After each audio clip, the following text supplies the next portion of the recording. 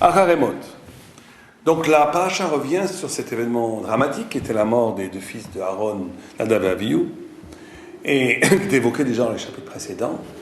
Et le Zohar nous dit que tout celui qui pleure sur la mort de Nadav et Avihu, des fils de Aaron, est sûr de ne jamais voir ses enfants mourir.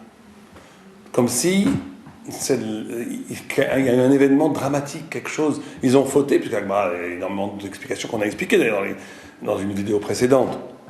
Les raisons de la mort, on ne va pas y revenir, mais c'est quelque chose qui n'est pas de l'ordre de la faute pure, il y a quelque chose de magnifique qui a été détruit ici. Alors on va essayer un peu de comprendre ça. On dit que leur faute, c'est qu'ils amenaient un feu étranger. On a donné des explications parce qu'ils ne s'étaient pas mariés, parce qu'ils ont pris une halakha devant Moshe et Aaron, toutes sortes de raisons techniques. Mais en vérité, ici, il faut comprendre qu'ils ont amené un feu, un sacrifice, une compréhension de la Torah, plein de lumière thoraïque, plein de lumière magnifique, plein de compréhension incroyablement profonde, mais c'est resté étranger. Et ça, c'est un très grand enseignement pour nous. On peut arriver à un moment donné à faire de la Torah, à dire des idées de la Torah, à faire des chidushim, à comprendre des choses, à même œuvrer pour la Torah, mais c'est quelque chose qui n'est pas voulu par Dieu. Il nous a jamais demandé ça. Et ce lieu-là, ce lieu même, c'est la mort. Mais c'est une mort qui fait de la peine. Parce que c'était quelque chose, leur motivation la plus profonde, c'était de rejoindre justement la sublimité de leur spiritualité elle-même. Alors on va essayer un peu d'expliquer ça. C'est qu'il y a deux postures qui sont condamnées par la Torah. La première posture, c'est de ne faire la Torah que comme un technicien de la Torah. Pour moi, ça ne fait aucun sens. Je fais les choses parce que Dieu m'a dit de les faire et c'est tout. Alors c'est vrai que ça a une hauteur, ça montre la hauteur de la Torah, ça montre que la Torah dépasse mon petit moi-même.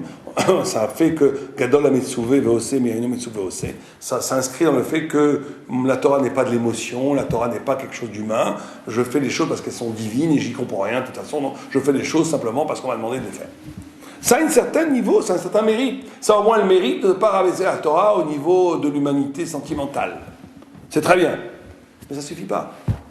La Torah doit nous concerner, nous sommes des âmes humaines, nous sommes des âmes juives, chaque Neshama Zohar nous dit que Israël, Torah Hadou, que Israël, la Torah c'est un, c'est bien que la Torah quelque part concerne un des points les plus importants de mon être.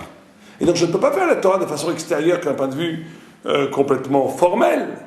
Il faut qu'une partie de moi s'exalte, corresponde à ce que je fais quand je fais la Torah. Donc première posture qui n'est pas complètement condamnable, mais qui n'est pas en tous les cas ce qu'on espère d'un juif, ni d'un tzaddik.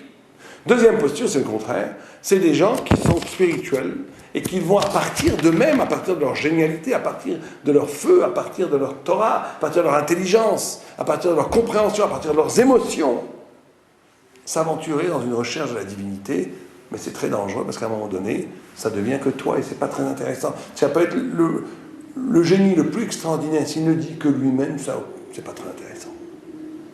Le grand secret, c'est quand il y a les yeux. Le grand secret, c'est quand je reconnais, et là c'est ça la phrase sublime qui est dite par nos sages, c'est quand je reconnais dans la Torah moi-même, et quand je reconnais dans moi-même la Torah.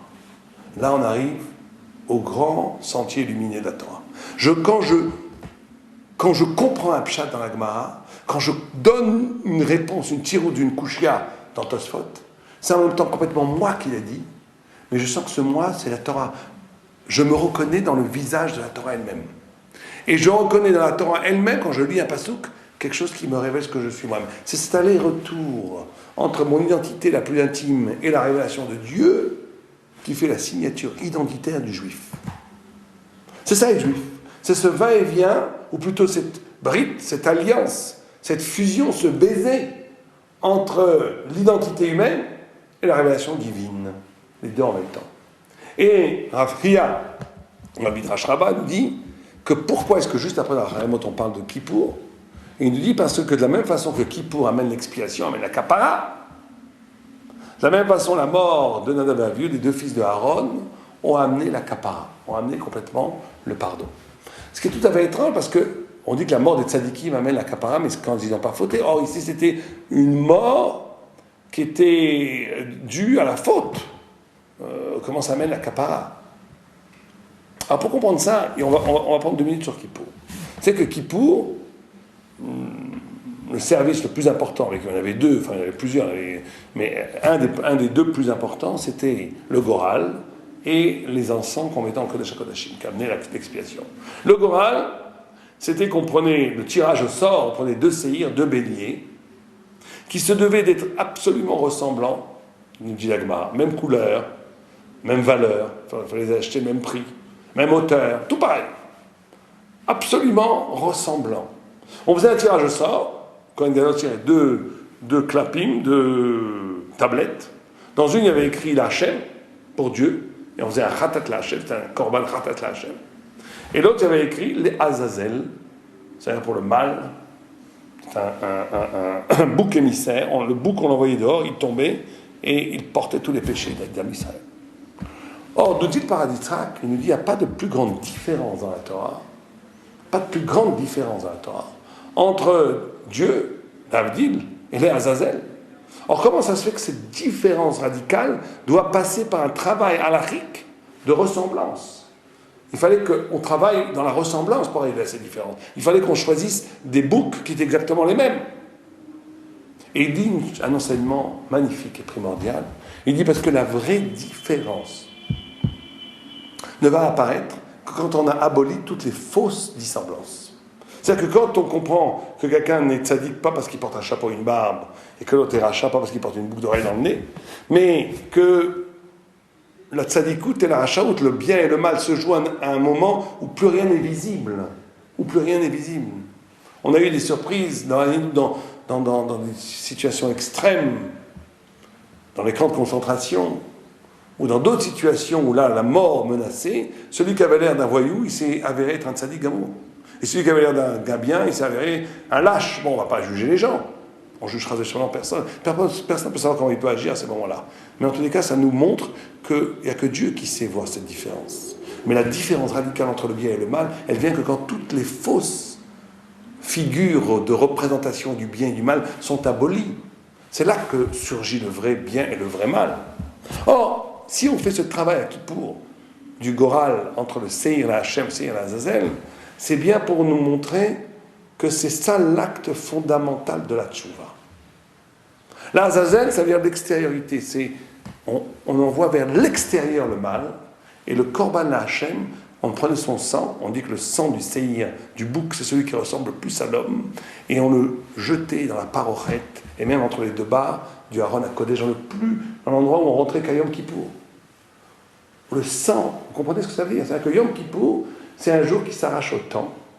Vous savez que Satan a 365 jours. Or, il y a un jour qui ne rentre pas dedans, c'est Yom Kippour. C'est-à-dire que le Yom Kippour, c'est d'atteindre un temps qui a dépassé le temps, qui n'est pas sous l'emprise du Satan. Un lieu qui n'est pas un lieu. Vous savez que le Kodesh HaKodashim, c'est le lieu qui n'a pas été touché par la faute de Adam Arishon et par la faute du Vaudor. C'est le lieu rédimé, c'est le lieu parfait où la Shrina est encore là. Et de comprendre, et c'est ça le mouvement profond de la Tchouva, de Azazel et la Hachem, de se comprendre que le mal, c'est pas moi, je le mets à l'extérieur, et que dans le même mouvement de rejet du mal, comme une force qui n'est pas moi, je rejoins l'essence de mon essence, qui est le bien, qui est ma relation à Dieu. C'est ça faire Tchouva. Le grand malheur du mal, c'est pas de faire le mal. La grande faute dans le mal, c'est de s'identifier au mal. La grande faute dans le mal, quelqu'un fait une faute, il sera puni, bon mais c'est pas bien, mais il a fait une faute. Mais quelqu'un qui commence à dire, mais la faute c'est moi, ça c'est terrible. Et des gens ils vous disent, moi je suis coléreux, je suis comme ça, mais c'est tout. Ça n'existe pas, ça, t'es coléreux. T'es pas coléreux. La colère c'est greffé sur toi. Ton essence, elle n'est pas colérique. Personne n'a une essence colérique. On dit, oui, je suis radin, je suis comme ça. Personne n'est radin. On ne peut pas se définir à partir du mal. Il faut se définir à partir de ce qui est éternel, qui n'est pas justement quelque chose qui est anecdotique, qui est de l'ordre de l'empirique, anachronique, qui n'est pas la vérité de soi-même. Et ça, c'est l'essence même de l'acte de Tchouva. Or, la faute de Nadav et Yochar est morte. C'est pour ça que Yom Kippour est juste là dans la paracha. Ils ont touché ce point. Ils ont touché ce point essentiel d'eux-mêmes et ils ont voulu l'offrir à Dieu. Mais c'est resté un feu étranger. Pourquoi? Parce que c'est là le lieu de la plus grande épreuve. Quand on arrive à son point de la génialité la plus éclatante, Quand on arrive à son point de lumière, qui est le pourquoi j'ai été créé, qui est, vous savez, l'essence absolument singulière de chaque homme. Chaque homme est absolument spécial. La Gemara dans Sanhedrin nous dit, Dieu a créé, un homme crée des pièces de monnaie, elles se ressemblent tous, toutes. Dieu crée des milliers d'hommes, des millions d'hommes, des milliards d'hommes. Or, vous n'avez pas deux visages exactement les mêmes. Même les jumeaux, il y a toujours une petite différence. Ça n'existe pas, deux hommes absolument identiques. La Gemara dit, Kishem chez Parsophem Shonim, Kardatam Shonim. De la même façon que leur visage est différent, leur pensée est différente. Chacun a une façon de penser qui lui est absolument propre et qui a un chidouj à la Torah. Chacun a le secret d'une écoute de la Torah qui porte en lui le secret du sens de la Torah. C'est pour ça qu'il faut écouter les autres. Parce que chacun a une façon de comprendre le texte qui lui est propre et qui va vous apprendre énormément. C'est pour ça d'ailleurs que quand quelqu'un n'étudie pas la Torah, c'est pas simplement une destruction de sa vie, c'est une destruction du sens de la Torah. Il ne sera pas simplement puni parce qu'il n'a pas étudié la Torah, il sera puni parce que lui, il a le secret d'une écoute, d'une lecture de la Torah qui lui est propre et qu'il n'a pas révélé au monde. C'est du bitul Torah au sens propre. Pas simplement bitul de sa propre Torah, c'est le bitul de la Torah elle-même. Chaque juif est un petit Sinaï qui est une révélation qui lui est propre. Mais quand on touche ce petit Sinaï, quand on touche ce lieu de la lumière intérieure qui est absolument singulier, qui n'est qu'à toi, là c'est la très grande épreuve. Très très grande épreuve. Qu'est-ce qui se passe à ce moment-là? On peut se dire soi-même, on peut s'affirmer comme un artiste, ou on peut à ce lieu même accueillir la révélation de Dieu. Qu'est-ce que Dieu veut de moi à ce moment-là? On passe de l'affirmation au reçu de la lumière divine. Et c'est là où il y a eu cette faute de Nadav et Avihu, des fils de Aaron, c'est que le feu est resté un feu étranger. Mais c'est resté une expiation, c'est resté un pardon pour tout Am Israël, parce qu'ils ont touché le point même de la tchouva, le point même de la kapara, le point même de l'intériorité qui est ce qui amène tout, ils sont morts de ça. Ils sont morts du combat, de l'effort, de l'arrachement du monde.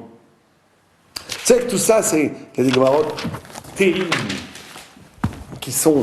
La Gemara nous dit pourquoi, par exemple, je vous donne un exemple très simple, on va conclure avec ça. Vous savez que la Gemara prend pratiquement toutes le socle des versets, la source des psukim par rapport au Sanhedrin, à partir du Cantique des Cantiques, à partir du Shir HaShirim. Regardez dans Sanhedrin, la forme du Sanhedrin, on l'apprend du Shir HaShirim. Énormément de choses, on l'apprend de Shir HaShirim. Et certains commentateurs nous disent pourquoi.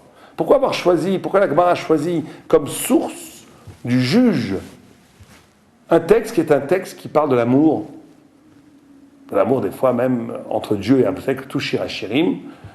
On utilise l'imagerie de l'amour entre l'homme et la femme pour le rapport de l'amour entre Dieu et Am Israël. C'est une sorte de mariage, on est marié avec Dieu. On a un amour passionné avec Dieu, comme un homme et une femme. Et certains commentateurs nous disent pourquoi est-ce qu'on choisit précisément ces versets-là pour parler du juge. Quand on voit un juge, on voit quelque chose plutôt de, pas tellement de passionné, de posé, c'est la loi. La loi n'est pas tellement, ça ne correspond pas tellement à l'esthétique de l'amour. Parce qu'on nous dit, quelqu'un ne peut pas être juge en Israël s'il n'a pas contrôlé complètement, purifié complètement son intériorité. Quelqu'un qui serait tordu à l'intérieur, qui aurait toutes sortes de désirs qui ne sont pas cachers, qui aurait toutes sortes de pulsions qu'il n'a pas dépassées, et qui connaîtrait la loi, ne serait pas un juge en Israël. Quelqu'un qui n'est pas un saint, quelqu'un qui n'a pas dépassé la pulsion primordiale animale, ne peut pas dire la loi. La Torah, c'est exactement l'envers des lois goïm. Le juge goï, il peut être un affreux jojo chez lui, on s'en fiche complètement, il fait ce qu'il veut, du moment qu'il connaît le code pénal, il dit le code pénal au tribunal. Le juif, c'est pas ça. Le Dayan, le juge juif est un kadosh. Il doit être saint. Il doit avoir dépassé complètement la pulsion animale. Quand il dit la loi, c'est la loi de Dieu qui est dit dans sa bouche, et la bouche doit être sainte et le corps doit être complètement saint. C'est la purification de l'intérieur qui permet à la loi extérieure d'apparaître. C'est quand on a rejoint ce lieu-là qu'on est complètement pur. Alors maintenant, comment arriver à cette purification ? On apprendra, on étudiera, si Dieu veut, ensemble, à la prochaine paracha Kotshim, qui parle de la Kedusha, de la sainteté du peuple d'Israël. Et là, on essaiera de toucher les points essentiels que dont la Torah nous enseigne pour arriver à cette sainteté. Et cette sainteté est demandée à tout juif. Elle n'est pas simplement demandée aux Dayan, aux Tzadikim et aux grands d'Israël. Elle est demandée à tout juif. Nous sommes un peuple de saints, un peuple du dépassement de la nature, un peuple dont l'essence même de la Torah est de dire l'homme n'est pas soumis à la nature, l'homme n'est pas qu'un animal, l'homme n'est pas qu'un produit de processus, l'homme n'est pas qu'un produit culturel, un produit sociologique, un produit historique. L'homme peut se poser éternellement de façon immortelle face au monde et dire le sens au monde, mais pour ça il faut être saint. Et pour être saint, si Dieu veut, la semaine prochaine on verra ce que nos sages nous enseignent pour arriver à la sainteté. Shabbat shalom, et à